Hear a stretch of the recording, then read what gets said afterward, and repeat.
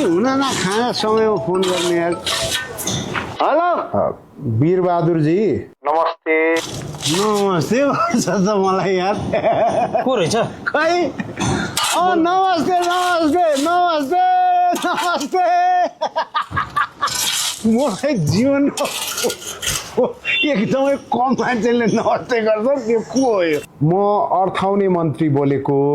के म हेर्नुहोस् है, काममा भ्याउँदैन, मलाई खासै काम गर्न मन लागेको छैन। म अब यो हप्ता भ्याउँदिनँ है। अस्ति तपाईँले एक ठाउँमा 175 रुपियाँ खर्च गर्नुभएको रहेछ नि, होइन? अस्ति 175 रुपियाँमा मैले एउटा कट्टु किनेको थिएँ। त्यो कट्टु यस्तो झुर रहेछ कि इलास्टिक पनि तन्किहाल्छ। त्यो यहाँबाट हुर्र उद्रेर सबै काम नगर्ने भइसक्यो। तपाईँको पसलमा चाहिँ म तपाईँको त्यो हेर्नु, त्यो कट्टु तपाईँ मुखा फालिदिन्छु। म त्यस्तो कट्टु नि बेच्छन्।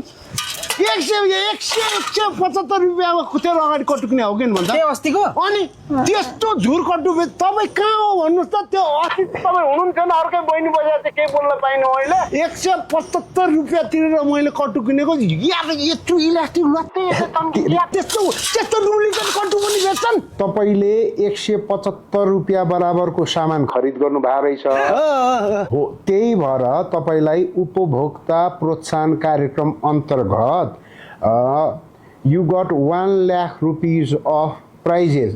I mean 1 लाख रुपियाँको पुरस्कार पाउनु भएको छ तपाईँले।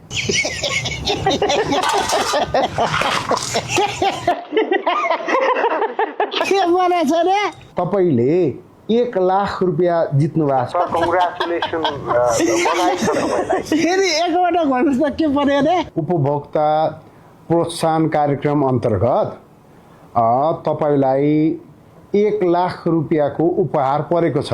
175 रुपियाँको कट्टु किने, त्यसको जुन इलास्टिक तन्किया छ, धागो उद्रिया छ, त्यो किने बाबत मलाई 1 लाखको चिठा पर्यो रे। तपाईँ को बोले? तपाईँ? म चाहिँ अर्थाउने मन्त्री बोले।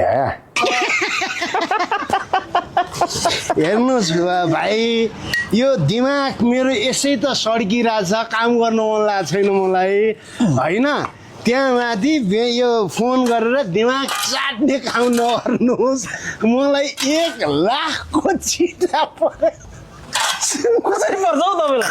त्यही सोधौ न त्यसलाई। मलाई मलाई त्यो कति पर्यो अरे? 1 लाख। मलाई 1 लाख पर्यो।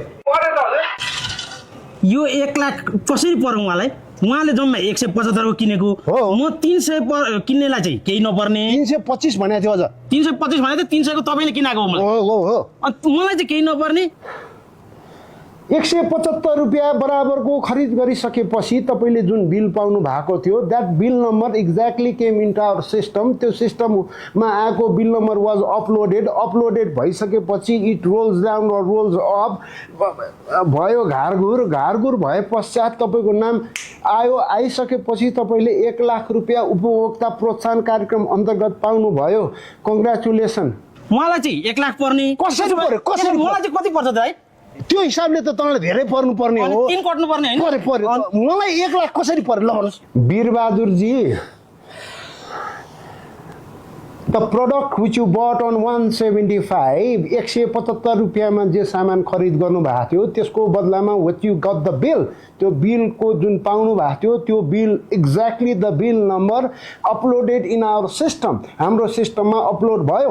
त्यसपछि it rolls up rolls down, यस्तो भयो। अब घारघुर भयो। घारघुर पश्चात तपाईँको नाम